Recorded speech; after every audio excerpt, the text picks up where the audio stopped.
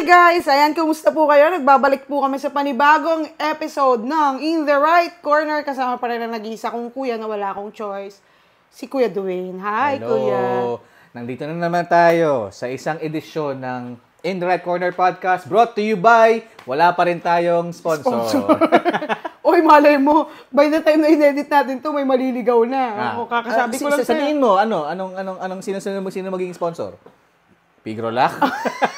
Wala akong sinabi.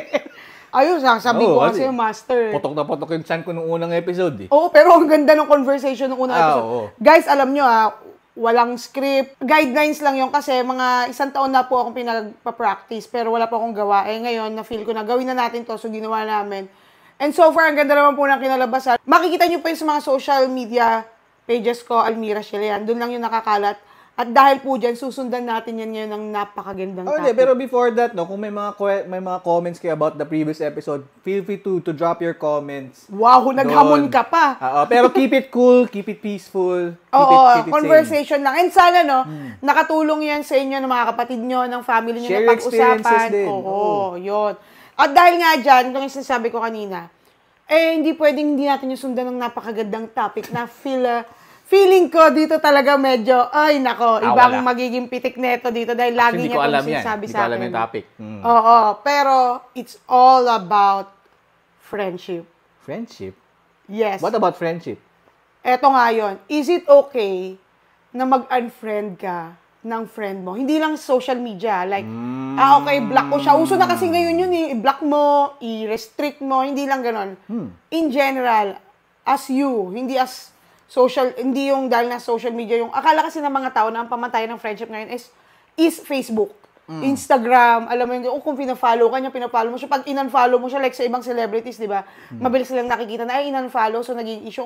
Ngayon hindi, bumalik tayo sa traditional, sa real talk ng buhay. Is it okay to unfriend some friends? Okay nga ba? Yun yung magiging topic, yun yung pag-uusapan. Pero bago tayo pumunta doon, dahil maagang suntukan to dito kay Kuya, kasi dalawa lang yung friends niya. Absent pa yung isa, so hindi ko alam kung ano yung pamantayan niya sa friendship. Pero Kuya, ano nga ba sa'yo ang friendship muna? Friendship in general, yan yung mga bonds that you build outside your house. Kasi di ba, nung pinanganak ka, lumaki ka, you are essentially confined within the confines of your household. Kilala mo yung nanay mo, yung tatay mo, mga kapatid mo. Pero when you go outside, parang you have to have a life And part of that is building bonds with other people. And those other people can be your neighbors, your peers, your workmates, your classmates, whatever. Yun yung mga bonds na binibuild mo. And yung mga special bonds are your friends. Kasi maraming bonds na nag-i-exist Pero when it's special, when it makes you better, when it inspires you, it makes you happy, that's your friend. That's what friendship is for me. Di ba? Napaka-Google. Grabe. Ano nga ba yung friends kapitbahay?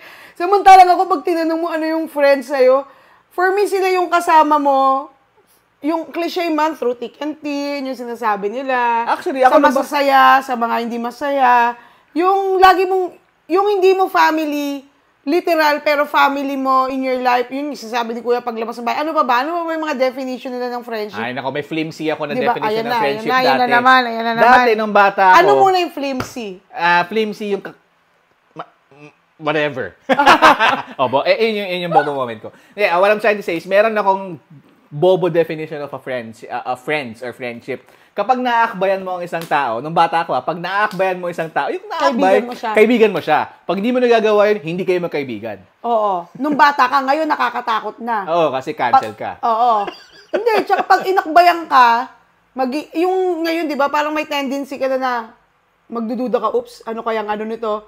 Anong intention nito? Hindi tulad dati, alam mo, bumabalik tuloy sa idea natin yung pagbata ka, no? Yung parang ang carefree mo lang. Hindi ka nag-iisip ng mga masama sa mga paligid mo or sa mga tao, basta lumapit sa'yo, hinawakan ka, kaibigan mo. Minsan, at some point, parang ang sarap maging ganun. Sabi nga nila, parang yun daw yung kagandahan ng pagiging bata. I mean, na-segue lang yun kasi nabanggit mo Pero ngayon, alam mo, yung definition ng friendship, marami. Ngayon, bigla ko lang naisip. Nung tumanda na ako, dahil galing ka sa bata, di ba? So, nandito na ako sa matanda. Nung tumanda ako, na-realize ko na ang isang definition ng friendship for me, hindi lang yung through thick and thin, is sila yung someone na masaya sa mga achievements mo. Nakikiselebrate sila ng wins mo. Hindi yung kakaingitan ka or, kaya mo lang naman achieve yan kasi ganito, kasi ganyan. And also, sila rin yung nandyan sa'yo pag hindi mo nakuha yung mga achievement mo. Sila yung magtatap ng back mo. Okay lang, may next time, di naubos yung next time, kaya mo yan. Kasi feeling ko, lalo ngayon, lalo nung dumaan yung pandemic, sa lahat ng challenges na dumaan sa atin, parang mahalaga na yung may mga tao na nandyan sa'yo. Na hindi ka iiwan. Na hindi ka iiwan. Kasi sa panahon ngayon, ang hirap ng magkaroon ng achievement. Literally, maliit, malalaking bagay. Kung buhay ka nga bukas, hindi mo alam di ba? So, kung you have someone, parang for me, naging ganun na ka-deep yung definition ko ng friendship. O ikaw, baka biglang nagbago ng isip mo bukod sa kapitbahay mo, kaibigan mo, pinakbayan kasi karamihan namang umakbay sa akin nung pagtanda ko, tinanong ako kung open-minded ako Iba yun. Joke lang yan. Pero, yung friendship ako, for me, yung friendship boils down to mutual ba yung benefit towards each other? Kung natutulungan ka niya mag-grow, ito pa, I will go as far as saying na magtunay kayo magkaibigan kung kaya ka niya i-criticize. Honestly, brutally, tapos hindi kayo mag-aaway. Ay, ang ganda niyan. Ang gandang definition ng friendship yan, di ba? Kasi minsan, ang hirap, yung mayroon kang mga kaibigan na ang gaganda ng sinasabi sa'yo, pinupuri ka. For me, tapos, ano yung development? Tapos pag nasabihan ka ng hindi maganda, hindi ko siya kaibigan. Kasi nakita mo yung, ganun pala yung tingin mo sa akin. And chances are, kung yes man yung mga nasa paligid mong tinuturing mong kaibigan, sila yung nakikinabang sa'yo, pero wala kang pakinabang. Wala kang nakukuhang pakinabang sa kanila. Ako, hindi ko kasi alam i-react ko dyan. Kasi ako, pag kaibigan ako, loud talaga ako eh. Ayan na, nagsisip, ganyan niya. Alam ko rin mga ganyan, gagawin. Pero ito, kuya. Dahil napag-usapan yung friendship, yung mutual, through thick and thin, nandyan, through success and losses, nandyan. Ito naman ang tanong ko sa'yo. Tingin mo, kaya mo naman mabuhay ng walang kaibigan? Actually, good question, no? Thank you, contestant number 10. Mr. Bulacan, the floor is yours. I think hindi. Kahit lang yung friends mo. Napaisip ako kasi, parang at my age, parang at the stage of my parang personal being, parang ako hindi naman sa pagbubuhat ng bangko, parang I had friends na that was with me nung sobrang baba natin, di ba?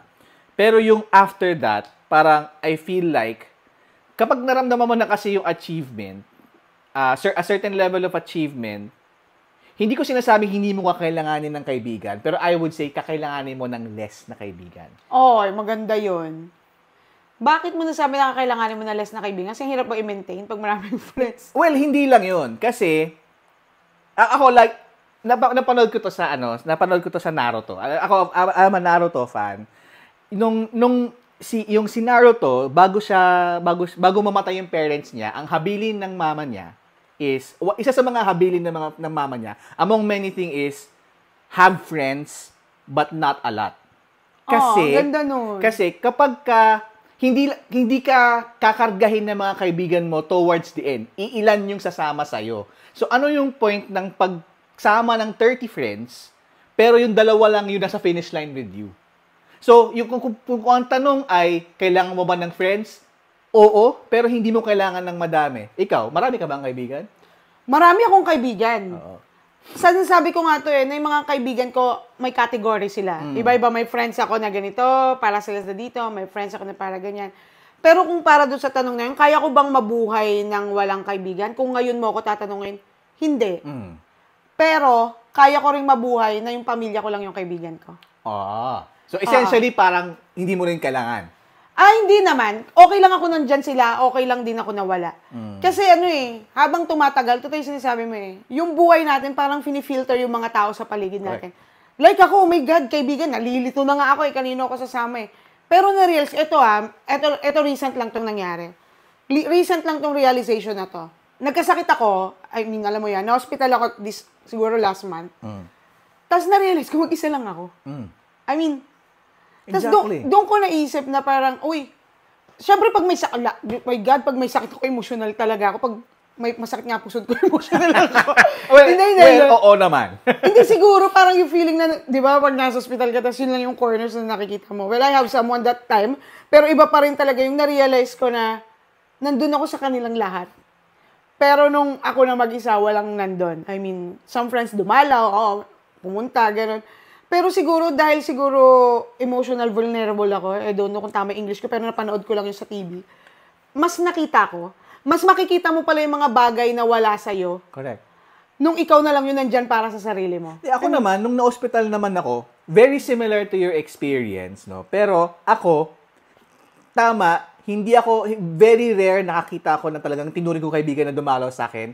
Pero there were people na kilala ko, hindi kami close, pero may message ako and said regards. Oo naman. Parang, if you think about it, do you define ba friendship through presence or through connections? Diba? Oy, maganda yan. Oo, maganda yung presence connection at sasagutin ko yan. Ako, presence. Presence. Alam mo kung bakit? Siguro kaya ako lang naman naging basis yun. Kasi ang option na binigay mo, presence and connection. Ako, guys, sa totoong buhay, hindi ako nagmamaganda. Hindi ako masipag mag-reply. Hindi ako masipag tumawag, hindi ako masipag makipagbalitaktakan. Yung ganon, kumusta ka, ganyan. Kaya po, pasensya na po doon sa mga hindi ko po nare-replyan. Minsan, nakakalimutan ko lang, minsan dumadaan. Pero kaya ako siguro naisip yung presence over connection. Depende kasi kung anong klase ng tao. Ikaw, iba ka kasi talaga. Ako kasi, kuya, tawagin mo ako ng isa. Kahit siyata sino Minsan kahit di ko kaya, ginagawan ko ng paraan. Laging ganon. Pero siguro nung time na yun, kaya ko lang, na-realize ko lang naman siya. Pero hindi ko naman siya dinidibdib. Dahil may mga friends naman akong pumunta. Yan, sila Cara, si Sean, pumunta sila doon. Pero iba pa rin talaga yung feeling yung as days goes by. Na feeling mo, magbabago yung pananaw mo At doon mo ma-realize na ang kaibigan mo lang sarili mo. Not your family, not your friends. Kasi you have to tend to yourself. Pero I think we define friendship in many fronts, in many respects. Yes, oo naman.